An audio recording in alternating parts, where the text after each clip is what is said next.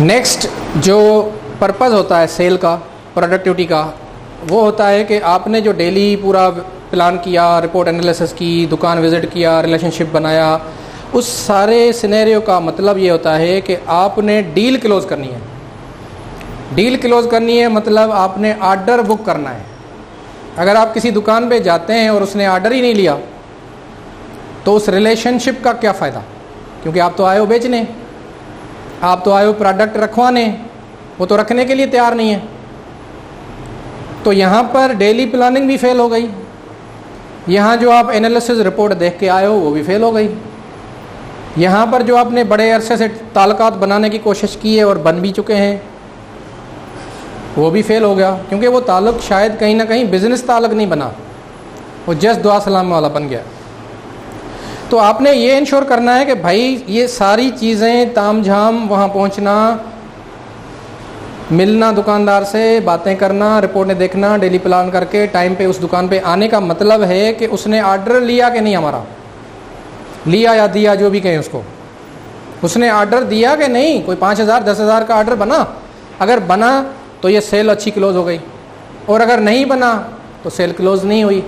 अगर cell close नहीं हुई तो फिर आपके जाने का कोई फ़ायदा नहीं वहाँ।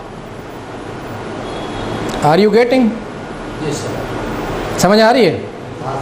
तो इसका मतलब है कि जब ये आपने एलिमेंट जहन में रखना ही रखना है कि भाई मैं इस वक्त यहाँ इस दुकान पे आया हूँ, दुआ सलाम हो गई, सारी चीज़ें हो गई, मुझे यहाँ से सेल निकालनी है, सेल आर्डर इससे पंच कराना है, आर्डर मैंने लेना है।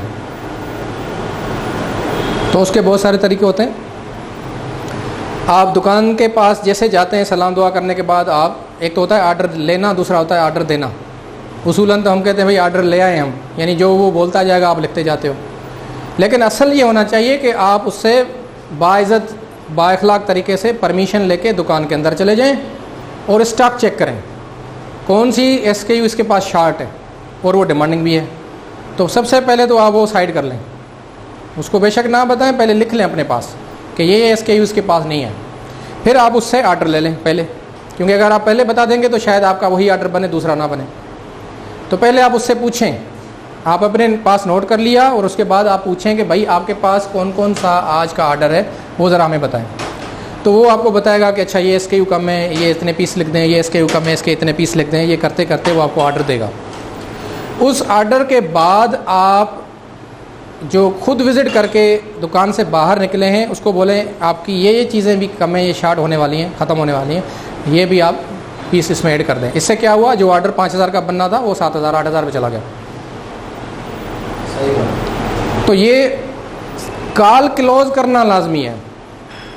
अगर उसका आर्डर खुद से वो नहीं भी बन रहा, वो बोल रहा है नहीं आज का आर्डर नहीं है, तो आप फिर भी उससे बाइज़्ज़त तरीके से, बाइखलाक तरीके से परमिशन लेके मौलवी साहब अंदर चले जाएं और उसको बोलें कि आपकी बाकी चीज़ें तो ठीक है आपके हिसाब से, लेकिन ये SKU कम है और ये माइट भी हमारे पास भी कम हो जाए, आपको कल को ना मिलें, तो आप इसका आर्डर फौरी कर दें।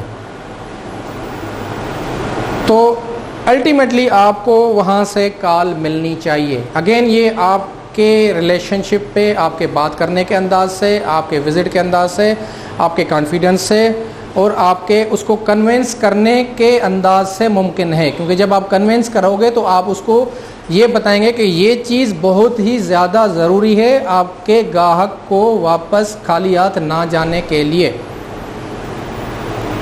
यानी आप उसको नीड फील कराएंगे, ज़रूरत। जब उसको आप नीड फील कराने में सक्सेसफुल हो जाएंगे तो वो लाजमी आर्डर आपका प्लेस करेगा। एनीवेज, आपने क्लोज द कॉल सक्सेसफुली लाजमी करानी है, क्योंकि हमारा मकसद, पर्पस प्रोडक्ट को सेल करना है, सर्विस को सेल करना है। और अगर वो वहाँ जाने के बाद भी कॉल क्लोज नहीं हो रही, आर्डर हमें नहीं मिल रहा, तो वो पूरी इफ़र्ट का कोई फ़ायदा नहीं है। इसलिए हमने वो माइंडसेट के साथ जाना है कि आर्डर तो मैंने लेके ही जाना है, जहाँ नहीं भी बनना वहाँ थोड़ा बनाना है, और जहाँ ज़्यादा बनना है वहाँ थोड़ा और ज़्यादा बनाना है। एक आर्डर वो देगा, एक आर्डर आप उसको सजेस्ट करेंगे अंदर जाके चीज़ें चेक करने के बाद। So again if you are doing this, आपकी प्रोडक्टिविटी भी ज़बरदस्त हो जाएगी, आपकी सेल भी ज़बरदस्त हो जाएगी और आप एम्प्लॉय ऑफ द मंथ भी होंगे।